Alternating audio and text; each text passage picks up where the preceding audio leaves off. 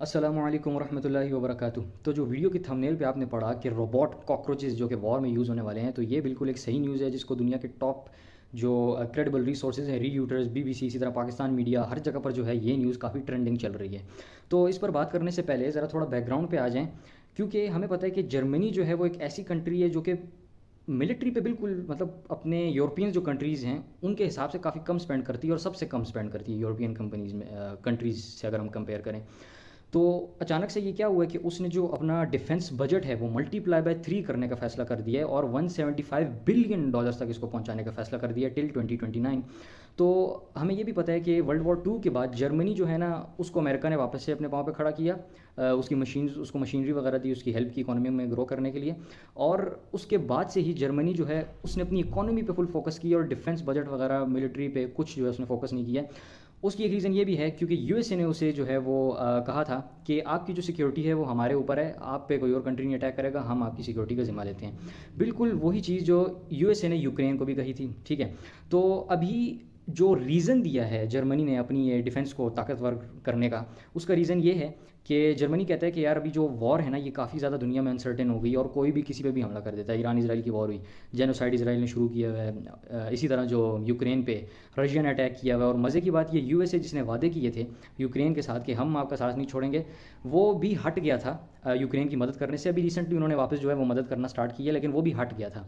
तो ये सारी चीज़ें देख के जर्मनी भी ये सोचता है कि भाई हमारे पास ऊपर ऐसा कोई वक्त आया, क्योंकि हमारी मिलिट्री भी तो कोई स्ट्रांग नहीं है, हमारे ऊपर ऐसा वक्त आया तो हम, और जो है वो यूएसए वगैरह हमारे पीछे से भी जो है वो हट गए, तो तब क्या होगा। क्योंकि रशिया तो एक मतलब वर्ल्ड पावर है और उससे टक्कर लेते वक्त जो है ना वो अमेरिका वगैरह भी सोचते हैं।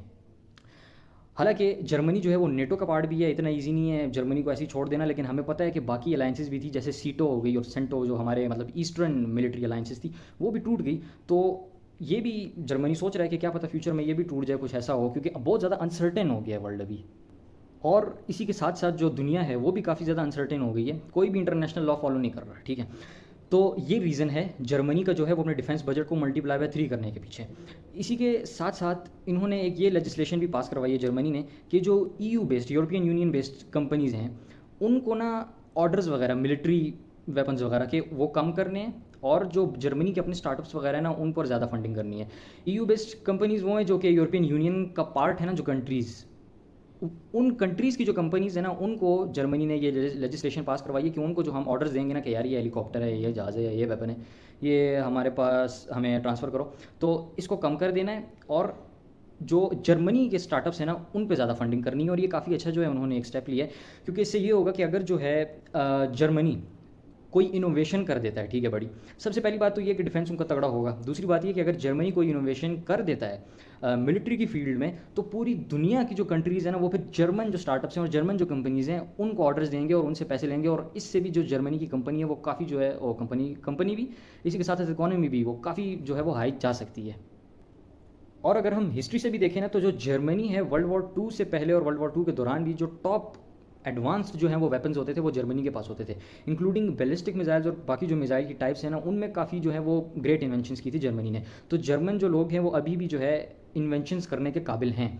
वो तो बस है। और जर्मनी जो है वो वर्ल्ड वॉर 2 में किसी का काबू भी नहीं आ रहा था, ये तो बस जो है वो हिटलर ने एंड में कुछ उल्टी हरकत की थी कि अपने जो एलाइज़ हैं ना उन पे उसने अटैक कर दिया था, जिसकी वजह से वो अपने एलाइज़ ही उसके दुश्मन हो गए, और तो फिर जो है ना वो वर्ल्ड वॉर 2 इस तरह से हार गए। इसी तरह जो एक बंदा है सिविन विट्स निगर नाम है इसका, ये साइबर इनोवेशन हब जो है जर्मनी का, जो कि यही innovation military Germany military innovation करने के लिए बना है, उसका जो हेड है वो कहता है कि जब ये लेजिस्लेशन पास हुई ना तो पहले तो मुझे 22 या 3 हफ्ते में 2 या 3 लिंक्डइन जो है वो मैसेजेस आते थे, अभी एक दिन के अंदर 20 या 30 आ जाते हैं।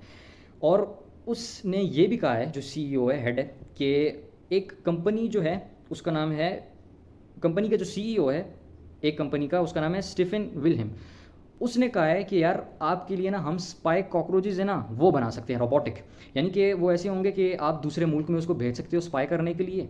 इसी के साथ साथ अगर वॉर बैटल फील्ड के अंदर हो आप, तो आप उन कॉकरोचेज को आगे छोड़ सकते हो और वो आपको जो है वो दुश्मन की पोजीशंस वगैरह जो है बताने के लिए आप उसको यूज़ कर सकते हो।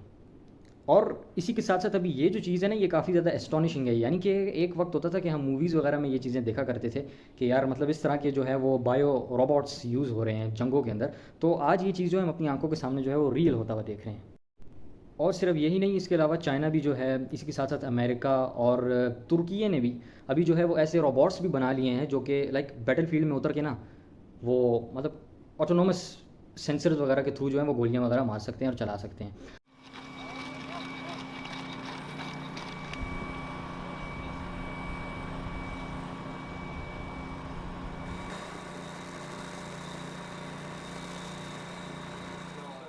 तो ये है हमारा फ्यूचर ऑफ वॉरफेयर जो कि अभी निकल रहा है। तो अभी पाकिस्तान की बात कर लेते हैं। पाकिस्तान पाकिस्तान जो है मिसाइल्स के अलावा ऐसी और कोई भी वेपनरी नहीं है जो पाकिस्तान जो है अपने बलबूते पे बनाता है। हर चीज़ टैंक्स से लेके जेट्स से लेके जो है वो चाइना की मदद से बनाता है, चाइना के साथ जॉइंट कॉपरेशन करके बनाता है। तो इसीलिए मैं समझता हूँ कि पाकिस्तान को भी अपने पाँव पे खड़ा होना चाहिए, क्योंकि हमें नहीं पता है कि भाई फ्यूचर में हमें कैसे लीडर्स मिलते हैं या चाइना को कैसे लीडर्स मिलते हैं, क्योंकि लीडर्स का कुछ नहीं पता होता है भाई। और वैसे भी अभी पूरी दुनिया में जो है वो पॉपुलिज्म चल रहा है। ट्रंप को नहीं देखते हो, ट्रंप आया है हुकूमत में तो अपनी पॉपुलिस्ट गेम की बेसिस पे उसने अपने जो करीब तरीन जो हैं एलाइज़ हैं जैसे कि कनाडा, उनको भी जो है ना वो समझो नाराज़ करना जो है वो स्टार्ट किया हुआ है। तो इसी तरह हमें अभी चाइना का जो रूलर है वो हट जाए, उसकी जगह दूसरा जो आए, हमें नहीं पता है भाई वो क्या होगा, पता नहीं पाकिस्तान के साथ वो रखेगा ज़्यादा या नहीं। इसी तरह जो है वो पाकिस्तान में भी हमें पता है पॉपुलिज्म आम है बिल्कुल। तो पाकिस्तान में भी हमारा फ्यूचर कोई लीडर इस तरह का आ जाए कि यार वो कोई पॉपुलिस्ट मूव खेल के कहे कि यार जैसे कि सीपैक भी जो है वो हमारा बंद हो गया था, तो हमें नहीं पता कि यार हमारा जो है वो फ्यूचर क्या होगा। तो इसीलिए बहुत इंपॉर्टेंट है ये अपने पाँव पे खड़ा होना, और चाइना की जो है ना वो उससे क्या कहते हैं इन्फ्लुएंस से जो है वो कम अपने ऊपर करवाना। और अपने पाँव पे अगर खड़ा होना है ना तो उसके लिए सबसे इंपॉर्टेंट चीज़ यही है कि आपकी इकोनॉमी जो है मजबूत होनी चाहिए। और इकोनॉमी मजबूत होने का अगर किसी को लगता है ना कि करप्शन की वजह से जो है वो हमारी इकोनॉमी ग्रो नहीं हो रही है, तो भाई वो सबसे बड़ा जो है वो इस दुनिया का मैं समझता हूँ डिल्यूटेड बंदा है। ट्रांसपेरेंसीज इंटरनेशनल की आप रिपोर्ट चेक कर लें, ऐसी भी कंट्रीज़ है जिनकी इकोनॉमी पाकिस्तान से काफ़ी बेहतर है लेकिन उधर करप्शन पाकिस्तान से भी ज़्यादा है। तो इकोनॉमी का ताल्लुक ये नहीं है, इकोनॉमी का ताल्लुक जो है सबसे बहुत फैक्टर्स हैं लेकिन सबसे बड़ा जो फैक्टर है वो पॉलिटिकल इंस्टेबिलिटी है। इसीलिए आप देखते हैं कि हमारे मुल्क में जितने भी डिक्टेटर्स आए थे उनके टाइम पीरियड में जो पाकिस्तान की इकोनॉमी थी ना वो सबसे अच्छी ग्रो कर रही थी, इंक्लूडिंग अयूब खान उसके दौर में हमारी इकोनॉमी सबसे अच्छी ग्रो की थी। और एक रीज़न तो ये भी है उसका कि बाहर से डॉलर्स आ रहे थे, लेकिन दूसरा रीज़न ये भी है कि हमारे पास स्टेबिलिटी थी, यानी कि वो मुकम्मल 10-10 सालों के लिए जो है ना वो रूल करके जाते थे। इसके अलावा हमारे मुल्क में जो है वो लीड कैप्चर भी है भाई। स्टार्टअप्स हमारे मुल्क में इतने सारे हैं लेकिन उनको फंडिंग गवर्नमेंट की तरफ से नहीं मिलती है। गवर्नमेंट फंडिंग किसको देगी? जो हमारे इलीट बिजनेसमैन हैं ना उनको फंडिंग मिलेगी। हमारा जो मलिक रियाज है उसको टैक्स एमनेस्टीज़ मिली थी। इसी तरह टेक्सटाइल इंडस्ट्री है, उनको ज़रूरत नहीं है सब्सिडीज़ की लेकिन उनको सब्सिडीज़ मिल जाती हैं। इसी तरह शुगर हमारा जो इंडस्ट्री है उसको भी बिल्कुल भी ज़रूरत नहीं है सब्सिडीज़ की, उसको भी सब्सिडीज़ मिली हुई हैं और उसको भी टैक्स एमनेस्टीज़ मिली हुई हैं। अभी ये जो सारा पैसा है ये पाकिस्तान अगर स्टार्टअप्स पे लगा ले अपने, तो पाकिस्तान की इकोनॉमी में काफ़ी हद तक जो है वो फ़र्क आ सकता है।